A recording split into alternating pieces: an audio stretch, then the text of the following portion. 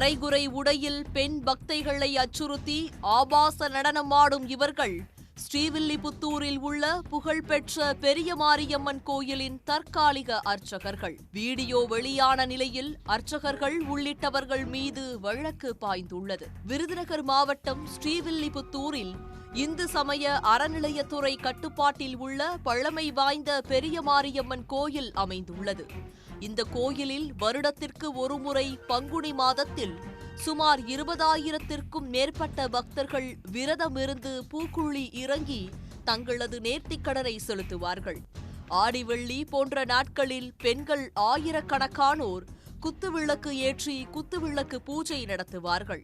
மேலும் தினம்தோறும் ஏராளமான பக்தர்கள் பெரிய மாரியம்மனை தரிசனம் செய்வார்கள். இந்த கோயிலின் தற்காலிக பணியாளர்களாக கோமதி விநாயகம் மற்றும் பூக்குழி திருவிழா சமயங்களில் கோவிலின் பிரதான அர்ச்சகருக்கு துணையாக கணேசன், வினோத் ஆகிய அர்ச்சகர்கள் பணியாற்றி வந்துள்ளார்கள். இவர்கள் மூவரும் அரை நிர்வாணத்தில் ஆபாச நடனமாடுவதும் மதுபோதையில் அட்டூழியங்கள் செய்வதும் கோயிலுக்கு வரும் பெண் பக்தர்களிடம் அத்துமீறி நடந்து கொள்ளும் வீடியோக்களும் சமூக வலைதளங்களில் வெளியாகி பரபரப்பை ஏற்படுத்தியது.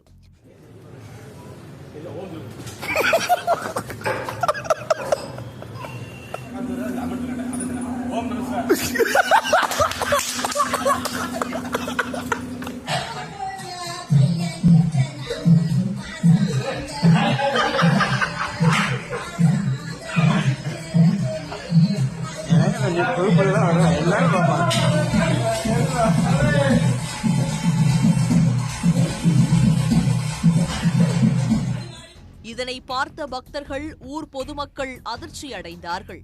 அடுத்த மாதம் 2ஆம் தேதி பெரிய மாரியம்மன் கோயில் குடமுழுக்கு விழா நடைபெற இருக்கும் சமயத்தில் இந்த கோயிலின் அர்ச்சகர்கள் செய்த செயல் முகம் சுளிக்க வைத்துள்ளது.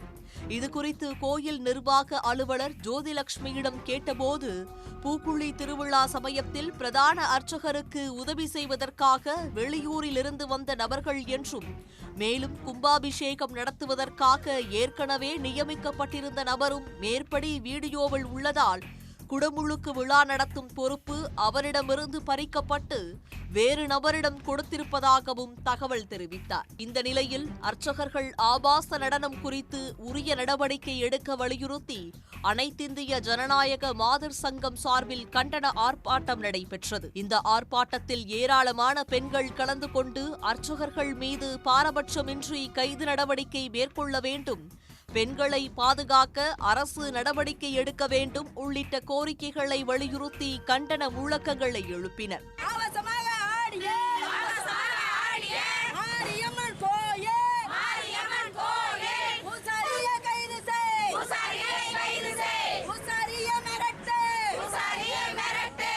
இதனிடையே அர்ச்சகர்கள் வினோத், கணேசன், கோமதி நாயகம் உள்ளிட்டவர்கள் திருக்கோவிலின் நம்பிக்கைக்கு எதிராக செயல்பட்டு பக்தர்கள் மனதை புண்படுத்தியதாகவும், மூவர் சம்பந்தப்பட்டுள்ள வீடியோக்களை வெளியிட்ட சபரிநாதன் உள்ளிட்ட 4 பேர் மீதும் நடவடிக்கை எடுக்க வலியுறுத்தியும் ஸ்ரீவில்லிபுத்தூரை சேர்ந்த வழக்கறிஞர் பாண்டியராஜ் நகர காவல் நிலையத்தில் புகார் அளித்தார். இந்த புகாரின் அடிப்படையில் போலீசார் விசாரணை நடத்தினர்.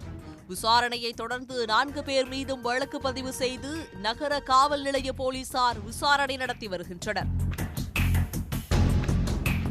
உடனுக்குடன் செய்திகளை தெரிந்து கொள்ள சன் நியூஸ் பெல் ஐகானை கிளிக் பண்ணுங்க.